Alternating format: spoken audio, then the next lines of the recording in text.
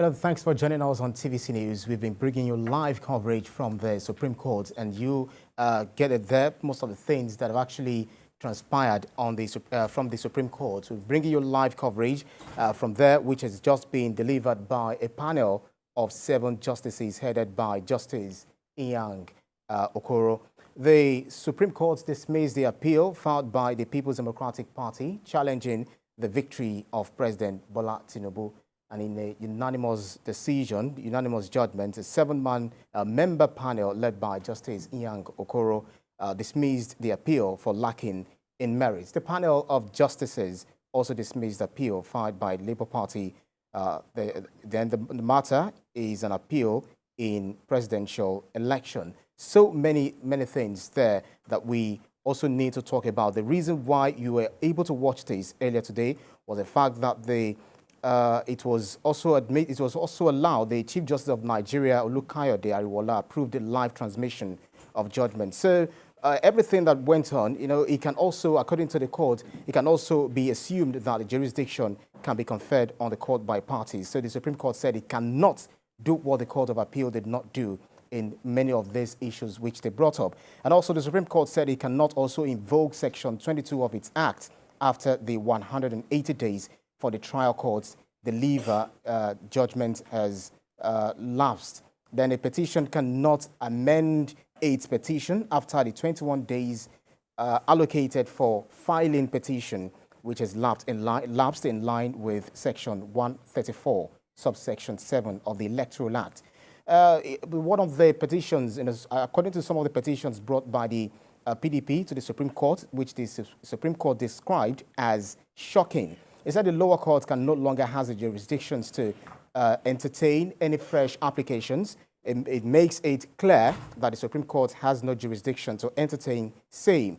And he also added that there is nothing in Section 285, subsection 6 of the Constitution that suggests that the Court of Appeal can hear election petitions without time limits. So the argument by the PDP that the Court of Appeal is not caught by the 180 days provision, since the Court of Appeal was not described as a tribunal in the Constitution, is false. So the Supreme Court then said that it can't accommodate a case of forgery. So, it gave instances from the citations from similar cases and incidences from previous rulings. One of it, which we said that the application cannot be granted, the court cannot admit the deposition, and also said that no issue for determination by the appellant point on certificate forgery. And all of this is also, the justice asked pertinent question from the PDP counsel, saying that, asking that what attempt the PDP make in obtaining the president's certificate from when INEC in June 2022 published the president form EC9 to 21st of March 2023 when they filed their petition. They also talked about the issue of electronic transmission of results, which is said that the only time when electronic transmission of result becomes relevant is when there is no written hard copy of the results. So the petition seeking to nullify an election on grounds of non-compliance must establish that. So in the judgment of the Court of Appeal, the appellants abandoned their duty to prove compliance.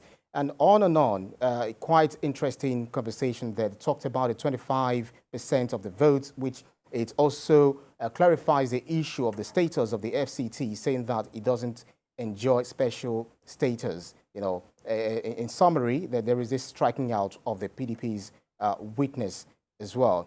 That for the Labour Party, it was also, the Supreme Court also adopted the position held in the appeal filed by the PDP in the appeal filed by the Labour Party, which is dismissed in an appeal filed by the Labour Party. So they said the only difference in the two appeals is the issue of double nomination, which Labour Party alleges the Supreme Court has already decided on that issue, according to them.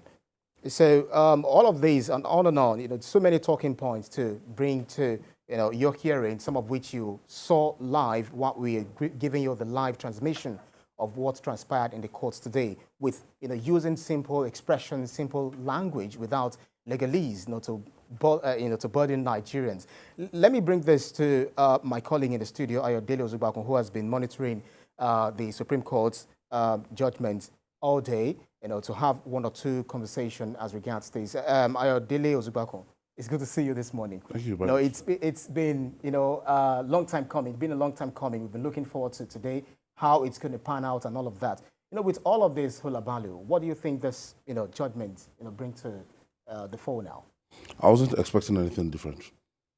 I've been covering elections since 1999, and those elections have been have been subject to litigations, and they've gone to Supreme Courts right from the time of Ephraim Akpata, Abel Gubadia, Maurice Iwo. Those elections, they've gone as far as getting to the Supreme Courts, and the only thing here is that when this is one of the most keenly contested elections, that you have live viewership for the Court of Appeal and the Supreme Court verdicts that everybody has been monitoring. So it's done and dusted. What is there is what Justice Okora just said. There should be an end to litigation. Now, governors should start. What they've just done today is just to affirm it, that the February 25th presidential election was actually won by Bola Ahmed Tinubu and of the All Progressive Congress. Every other loopholes, before now, the Atiku Abubakar tried to go to the Chicago State University, and the Supreme Court, according with the verdicts now, it's just like, forum shopping. And the small nuggets get from what you read earlier, that the Supreme Court rejects the Atiku Abubakar's application to introduce fresh evidence. That means you can't do it at this stage. There's been a law to that extent that you can't do it at this stage, and we thought Atiku Abubakar wanted the Supreme Court to introduce the doctrine of necessity to be able to allow him to bring this application at this stage. But lo and behold, it didn't happen, and Justice Okoro, they stood their grounds. The second one is that the Supreme Court dismissed Atiku Abubakar's petition against the IREV portal. And it went further to dismiss the Atiku Abubakar's 25% in FCT case and say no need for the 25% for the Supreme Court. And the Supreme Court also affirmed that the IRA portal is not a collation system. That INEC will still have to rely on that Form EC8A. That's why the elaborate process of going from EC8A, when at the polling unit, when you get to the ward level, it comes EC9 and so on and so forth, that there's been a kind of elaborate measure by the Independent Electoral Commission to actually make what we call a contingency plan for anybody to view these results. And they weren't able to prove that that contingency plan was altered in any way. So the issue of IRF becomes a backup thing. Is not a collation center. That's what the Supreme Court. Even though the INEC before now also made it known that, well, it is not transmission, as people were saying. It is actually uploading. Trying to make us understand semantics the correct word. Yeah, semantics here. So INEC has been able to tell us that the petitioner, they've not been able to prove it, that substantially that this has affected what has happened with from EC8A, and that it was altered in any way, that what is there is not different from the election. And they went further to say Atiku Abubakar couldn't establish the case of fraud against President Bola Ahmed Tinubu, and that's Supreme Court ruled that Tinubu truly won the election, and they dismissed Atiku's petition. And one thing that is instructive there, that 7 judges, it was unanimous. I was looking forward to see a dissenting judgment, and I would have picked some substance, and anything that the dissenting judgment was saying would have loved to see. But it's strange that for the first time, we're going to see unanimous judgment to the Supreme Court, and the Supreme Court is saying that, look, you guys, you don't have any case, that the Labour Party and the People's Democratic Party. So what they did now was that they just consolidated everything. When it came to the time of the Labour Party, and they were able to say, it's still the same thing that we read to you on the case of Atiku Abubakar, and they were able to adopt it and use the Latin word I can easily remember here. So what we're looking at here is a situation whereby, it was done and dusted at the Court of Appeal. So let us talk about the 25% FCT status, saying FCT enjoys special status. this was clarified initially by the Yes. PEPC. But then still, those who support the other candidates believe that, no, there is something special about the FCT. And we saw one of our judiciary correspondents throwing the same question to the minister of the FCT, Nyesom Wike, who said he was not even there because of the APC. He was only been there as, just to see what is going on. I mean, what the Supreme Court will I decide didn't on expect at the end of the any day. other thing from the Supreme Court. It would have been disastrous when you confer a special status on the FCT. It's just like if you win election and in the United States of America, there's this, like you can't say you want to win California. That's right. And when you win California and what the vote you get for California is going to be different from Wisconsin. And if you confer a special status on the FCT, it becomes a big problem. So candidates will now be looking forward to they work extra hard on the FCT that, look, this Federal Capital Territory is having a special status and they have to work hard to make sure to win FCT and everything before becoming the president. What they did, the Supreme Court went ahead to read the number of states that was won by Bola Tinubu. That's right. That, look, this is just saying 24 states across the country. So the FCT does not have or enjoy any special status. So that's what the Supreme Court was able to affirm, because it would have been twisted if at the end of the day, Supreme Court did not concur with what the Court of Appeal said earlier, that what we're looking at here is that the Supreme Court will be having, the FCT will be having a special status. Yeah. So what we have here is that, look, any other voting bloc, you win FCT, is part of the requirement. It's part of the 24%, 24 states that is required for you to win. It's not something special. People will not jostle to win FCT as a state alone. So it would have led to a situation whereby, in isolation, other parties will be jostling to see what they can get from FCT because it is a constitutional requirement. Now, what they have told us that FCT enjoys the same status as legal states as any other states. Just try to meet 24% of two-thirds of the states out of 36%, which is 24%. That is what the Supreme Court has just affirmed here, which is logical and commonsensical. That actually puts paid to the, the interpretation of Section 299. Of Yes, the a lot of people 1999 felt that because Constitution. they said and, they felt that, yes, that's and confers a special status on the FCT. No. Absolutely. That's So what let's look at that of the Labour Party. The Supreme Court also adopted the position held in the appeal filed by the PDP in the appeal filed by the Labour Party. So, also dismissed same. We had much more noise, coming from the obedience camp, saying that this had been a stolen mandate. And then the last hope, which they believe they had, as rightfully had as Nigerians, is to go to the Supreme Court. But the Supreme Court actually did not waste much time on this particular issue. What's your own reading of this judgment? Subsequent election is going to, what happened during the 2023 election is going to be like a reference point for any election we're going to have in the country now. Now, any candidate, any political party will now discover that it's a big factor. The resurgency of youths, when you look at our demography, the youths came together, I won't say 100%, they came together and they spoke with one voice. Although they had youths in other political parties, but they came together, they didn't get it. They didn't get it by, just a political party. But Peter Obi was able to do his homework last minute. And let me tell you, look at the figures that everybody got.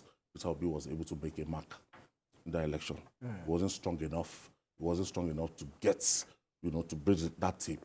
But when you look at the statistics, when you see over 6 million votes for somebody that came from behind, that came from hitherto an obscure party, like the Labour Party, he was able to make his mark. So subsequently, the ruling party will know that they have to work on demography. Absolutely. Yeah. Sorry, hold your thoughts. I have to get to the Supreme Court, where our judiciary correspondent, Celestina Ira, is standing by. She's been monitoring. Celestina, you've been monitoring this, from daybreak, and, you've been in the court. We saw you live on TV, and we saw you also interviewed some of the APC top brass. Talk to us about how the whole thing went, the mood, starting from the mood and how the judgment was delivered, and when it was delivered, exactly what has transpired so far.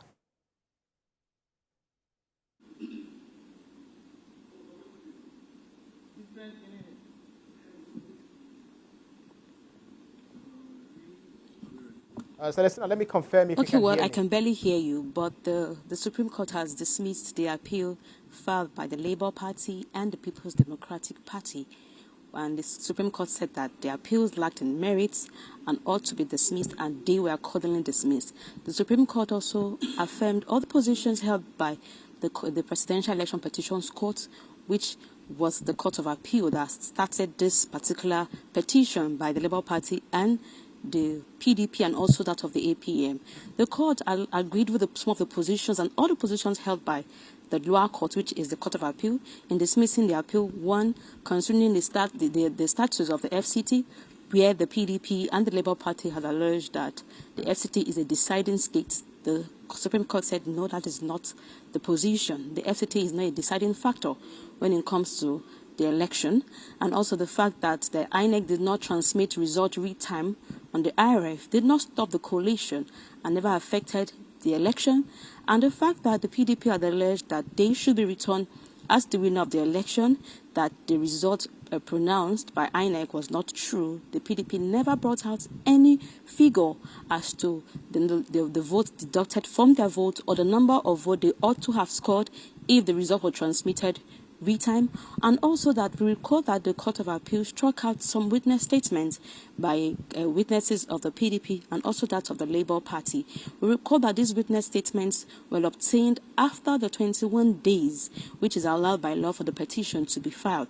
And the court has said that the trial court, which was the Court of Appeal, said that you cannot bring in fresh witness statement where you did not file it when you were filing your petition. The list of witnesses were not presented at that very stage. So that was why the court expunged those witness statements. The Supreme Court also agreed and said, yes, a subpoena is not a way to circumvent the law. Because the court itself granted a subpoena for you to subpoena these witnesses does not mean the court will admit their witness statement. So the courts agreed with the lower court in also dismissing that particular position. I will also recall that the trial court said that the issue of suppression of vote can only be attested to by the polling unit agent.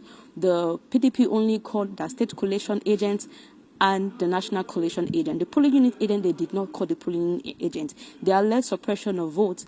These, the Supreme Court said, were hearsay evidences. So basically, the Supreme Court affirmed was the issue of double nomination, which the Labour Party had alleged that the Vice President had double nomination. But the Supreme Court said that we have already decided on that position in the case between the PDP versus Kashim Shettima, wherein the court said that there was no case of double nomination.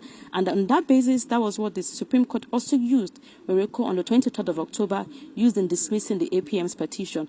Also, the burning issue that gained traction was the fact that the PDP tried to present new evidence. They had sought the court to admit in evidence the certificate of the president from Chicago State University, which they said in their affidavits that they could not present at the Court of Appeal because of the time at which they obtained it. They had prayed the court to invoke their Section 22 of the Supreme Court Act in 2004, and the court said that they cannot do that because the 180 days given to the Court of Appeal to decide on the petition had elapsed, and they did not file that particular evidence within the 21 days from when the election results were declared. So they said they cannot do what the Court of Appeal failed to do. And to grant appropriate value, we also recall that at the hearing, which was happened on the 23rd of this month, the Supreme Court raised issues as to how the deposition was conducted. Yes, they got a certificate from the school. They raised issues. Did the school come out to discredit the certificate? No, the deposition that they carried out with the registrar of the school, where was it conducted? So these were the issues, and the court has today said that there must be an end to litigation. As far as the presidential election was concerned, 2023 is concerned, every issue has been laid to rest, and President Bola Ahmed Tinubu's victory has been affirmed. All right, Celestina, you need to hold on a bit because I'll still definitely be asking you about what difference were you able to make from the fact that you monitor the PEPC as well as the Supreme Court. I'll definitely come back to you on that, but I need to come to the studio to Ayodele Ozugbakun, who has been, having this conversation with me. In comparison to what we saw, what transpired with, from the PEPC and then the Supreme Court, that lasted about, the earlier one lasted about 13 hours or thereabouts, and this is just, barely, 4 hours, so to speak. What difference what striking, difference do you make of this? I told you earlier that the Court of Appeal had done the job. They did everything. The Court of Appeal did everything. It was just meant for the Supreme Court to look at the logic behind, the reason and the logic behind the judgments. And the Supreme Court, looking at the rules, that Mr. Atiku can bring a fresh plea. And looking at what was done by the Court of Appeal, it was just adopted holistically. The Court of Appeal did 80% of the job. The Supreme Court what it just did today was just to affirm what the Supreme Court. And that's why Senator told us earlier that the Supreme Court said, look, if you fail to bring this fresh evidence in during the time we gave you as the time schedule, in terms of technicality and the time that is permitted, if you've not been able to bring it in, now you cannot bring it in. That we cannot do what the Court of Appeal did not do. So I will advise Mr. Atiku Abubakar and Mr. Gregory Obi to just put that call to Bola Tinubu as the President of the Federal Republic of Nigeria right now, that the Supreme Court has affirmed it, and we should come together, and Nigeria is one. Governance should be put on the top border now. They should just call Bola Tinubu and congratulate him. Every other thing is now left for 2027 election. Governance should start. We have a cabinet, we have ministers, we have everything in place. Our economy is in shambles. A lot of things, it's not going right for the country right now. They all must come together and make sure we get Nigeria to become a great country again. So, in terms of legalese, this is the end. It's the apex courts. There's nowhere to go to again. And, some funny people in time past, they'll go to the Supreme Court and write to them again, like what we had in 2007, that, look, interprets what do you mean by this. Or they should review themselves. If you review themselves and interpret themselves. I hope that will not happen, and I hope some lawyers will not be sanctioned or derobed by encouraging any of their clients to pull any other stunts after this. This is the apex courts, and everything they've done here will become what the lawyers call locus classicus. That's a reference point in future. So the judgment of 2023 presidential election becomes a locus classicus for any presidential election in future. Well, prior to the 2023 general election and then post-2023 general election, the noise, the accusations, the allegations, and all of that, here and there, saying that it was the worst election. But we had experts, home and abroad, who said this was one of the best elections that Nigeria has ever done. With the fact that the one who emerged the president of Nigeria, the incumbent president, also lost his base. So do you think this will put paid to some of the noise coming from opposition parties, saying that they do not believe in the integrity of this election and also the credibility of the Independent National Electoral Commission? As a journalist who've been covering this process for a long time, one takeaway thing there is that, look, emotions, it doesn't have anything to do with your emotion. It's 100% about the evidence, things you bring to the table, what you've been having, what you are making reference to, what you've been seeing, the pressure you've been seeing on social media, all eyes on Judiciary, everything you've been reading, it has no place in law.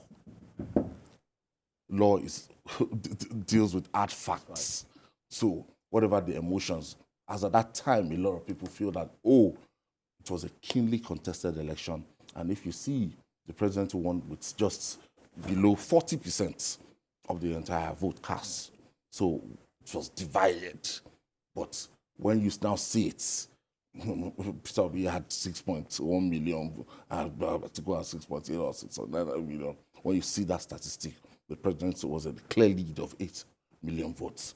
And a lot of people feel that, with INEC promising the upload of IRL real time, that did substantial damage to the process. But as according to the Court of Appeal, the Court of Appeal has said, you have refused to prove beyond reasonable doubt that if IREV wasn't working, if INEC is saying there was a glitch, and if you still had your form EC8A, that you all still submitted across 170-something thousand polling units, and across then the 774 local governments. Have copies yes, of the police document. will have all the agents, they will sign all the polling units. It's as if a day like this, I knew that a day like this might come. So there's a process. That process ends at the polling units. All political parties' agents are required to sign that from EC8A. At the end of the day, the police will sign. So when you get to the ward, it becomes EC9, and the process on and on and on like that. So that the inability to upload real time on IREV does not substantially negate the process. That's what the Supreme Court is saying now, that, oh, Nigerians, yes, it raised your hope. Justice Okoro acknowledged that. Right. Yes, it raised your hope. Oh, it dashed your hope.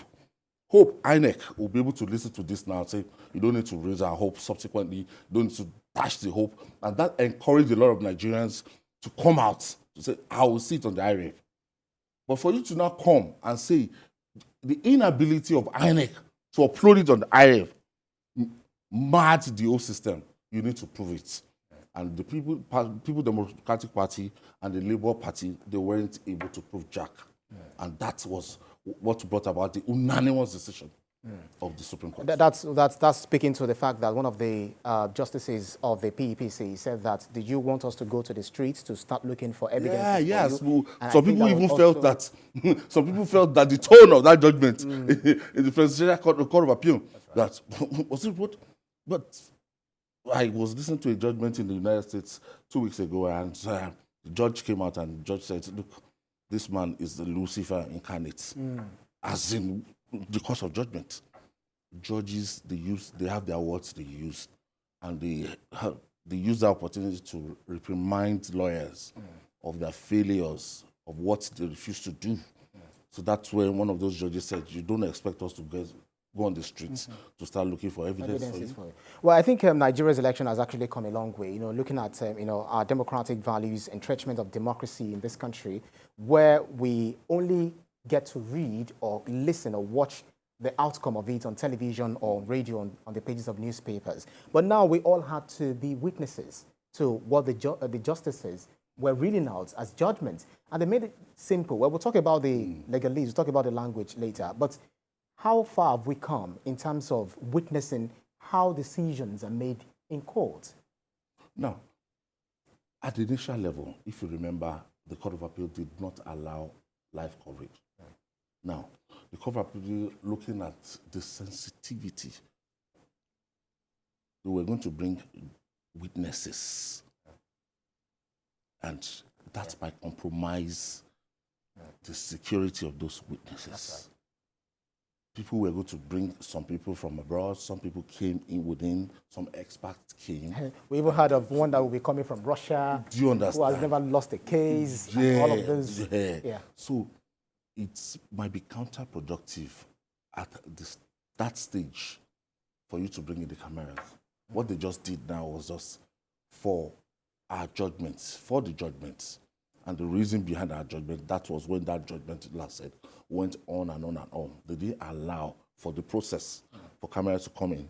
So in future, I don't think anything will change. But the innovation here, the confidence here is that when we are giving the verdicts, and we didn't see the face of any of those judges while reading, we just saw the cutaways and everything of the courtroom and everything. So people will listen and they will be able to assimilate what happened. So the most important thing here is the logic behind how the Court of Appeal arrived. I told you earlier that the Court of Appeal did a very, very serious job. What the Supreme Court just came here to do today is to affirm what the Court of Appeal would have done. And if you see from 1999 before now, you have seen that, look, over and over again, they've never had a situation that the judgment has been unanimous. 7 justices of the Supreme Court saying, yes, we agree with this judgment. It's monumental. I think it's a congratulations to the All Progressive Congress. And I told you earlier that the candidates, just Atiku Abubakar and Peter Gregory, we should just put up that call to congratulate Bola Ahmed Tinubu. And above all, it's a congratulations to Nigerians, because we're all able to witness, the outcome of this judgment, all of these prosecutions and allegations here and there. Well, we'll take a break from this point, and then this is where I sign out on the top of the hour. My colleague, Precious Amayo, will be here with the latest update and more analysis on what we've seen so far from the Supreme Court of Nigeria. Bye for now.